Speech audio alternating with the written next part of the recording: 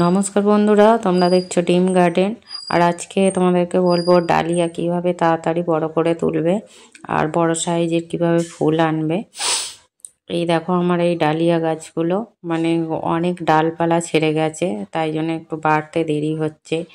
আর বড় সাইজ ফুল নিতে গেলে বিগ সাইজে একটাই ফুল হবে, বড় ফুল হবে, তার জন্য একটা ডালি রাখতে হবে। সব ডালে এগুলি কেটে দিতে হবে। আর যদি মনে করো তোমরা যে একটার বেশি অনেক ফুল নেবে অধিক ফুলের জন্য, তাহলে এই ডালপালাগুলো তোমরা রেখে দিতে পারো, কিন্তু ফুলের সাইজ ছোট হবে। আমি এই বড় সাইজ ফুল নেব, তাই জন্য এই ডালপালাগুলো এইভাবে চারিদিকে যত ডাল বেরিয়েছে সেগুলোকে সব কেটে দেব নিচের দিক থেকে, দিয়ে মূল ডগটা রেখে দেবো। ওই মূল ডগটায় যখন ফুল আসবে খুব সুন্দর দেখতে হবে, আর বড় সাইজেরও ফুল হবে, দেখতেও ভালো লাগবে। আর যখন তোমরা অনেকগুলো ফুল নেবে তাহলে এই ডালপালাগুলো একটা দুটো কেটে দিয়ে মাঝে মাঝে দুটো একটা করে রেখে দিতে পারো, তাহলে অনেক ফুল আসবে কিন্তু ফুলের সাইজটা ছোট হয়ে যাবে। আর আমি এই জন্য বড় সাইজ ফুল নেবো বলে নিচের দিকে যত ডাল আর পাতাগুলোকে কেটে দেবো।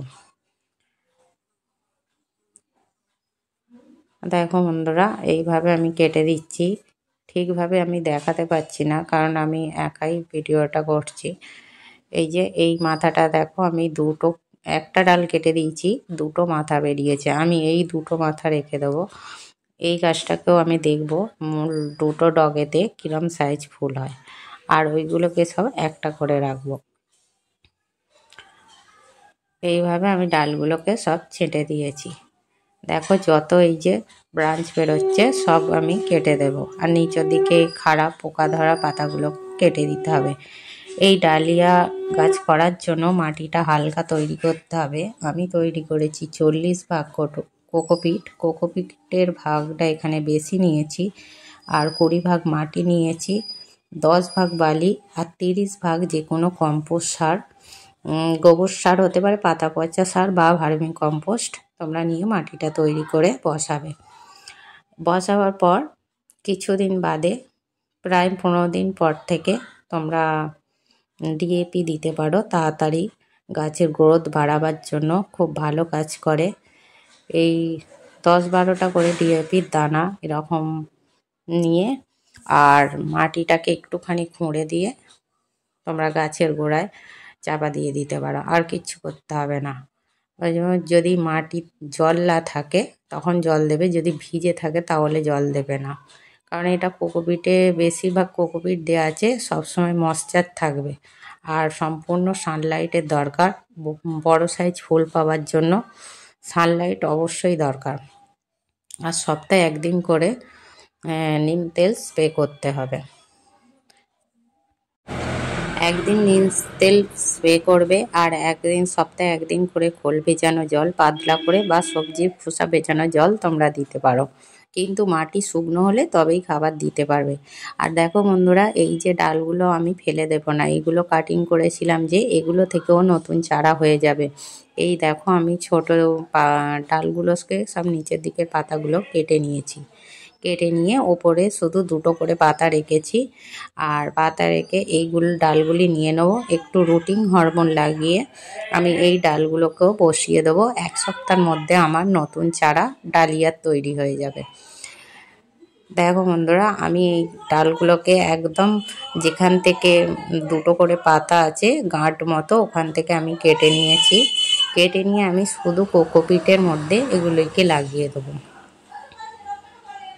এই যে রুট হরমোন পাউডার, তোমরা যে কোনো রুটিং হরমোন পাউডার না থাকলে হলুদ গুঁড়ো বা অ্যালোভেরা দিতে পারো, বাড়িতে থাকলে অ্যালোভেরা জেল লাগিয়ে বসিয়ে দিতে পারো। এই যে কোকোপিটটা নিয়েছি আমি, হালকা ভিজে ভিজে আছে, এর মধ্যে এগুলিকে বসিয়ে দেবো।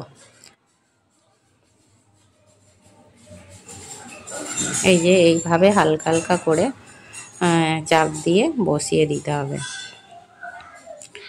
এই প্রতিটা আমার ডাল আবার নতুন চারা তৈরি হয়ে যাবে। ডালিয়া খুব সহজেই চারা তৈরি করা যায়, আর একটা গাছ থেকে অনেক বেশি চারা করে নিতে পারবো আমরা।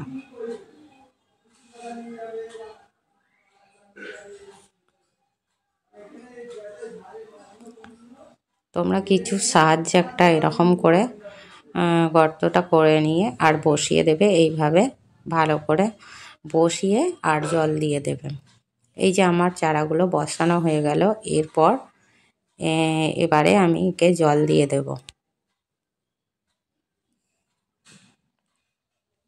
হালকা করে হাতে জল দিতে হবে, না হলে কোকোপিটে আছে চারাগুলো হেলে যেতে পারে। বা কোনো স্প্রেয়ারের মাধ্যমেও তোমরা জল দিতে পারো। কোকোপিটে অনেক দিন জল ধরে রাখতে সাহায্য করে। এই যে আমি জল দিলাম, আর কিন্তু জল দেবো না। এবার এটা একটু ছায়া জায়গার মধ্যে রেখে দেবো। আর এগুলি রোদ যাতে না পায়, রোদ পেলে ডালগুলো শুকনো হয়ে যাবে। এই যে আমি এক জায়গায় বসিয়ে দিলাম। আর এইভাবে আমি ডালটা বসিয়েছিলাম 1 সপ্তাহ আগে। এইটা আমার বালিচালা যে নুড়ি আছে, নুড়ির মধ্যে কোকোপিট দেওয়া আছে। এই টবটার মধ্যে আমি ডগটা পুঁতে দিয়েছিলাম, তা থেকে কত সুন্দর শেকড় বেরিয়েছে। দেখো বন্ধুরা, এই দিকে একটা শেকড়, ওই দিকে একটা, কি সুন্দর বেরিয়ে গেছে। আর কত ব্রাঞ্চ বেরিয়েছে। আমি কিন্তু এর সব ব্রাঞ্চগুলো নেব না, কেটে দেব, কারণ এই গাছটা চারা গাছ। এতগুলো ডালপালা নিলে কি হবে, গাছটা ধরতে অসুবিধা হবে। আর এইটাকে নিয়ে আমি বালি আর কম্পোস্ট আর মাটি মিশিয়ে যে মিশ্রণটা তৈরি করেছি তার মধ্যে এটা বসিয়ে দেবো। এবার যখন কিছু একটু বড় হয়ে যাবে, কিছুদিন বাদে এটাকে আমি রিপোর্টিং করব। যে জল দিয়ে বসিয়ে দিলাম, এটাকেও আমি 2-3 দিন ছাওয়ায় রেখে দেবো। এইভাবে তোমরাও চারা এইভাবে যদি ডালিয়া গাছে পরিচর্যা করো, ডালিয়া গাছ তাড়াতাড়ি বেড়ে উঠবে আর ফুল পেয়ে যাবে তাড়াতাড়ি। ভিডিওটা ভালো লাগলে লাইক, কমেন্ট, শেয়ার করবে।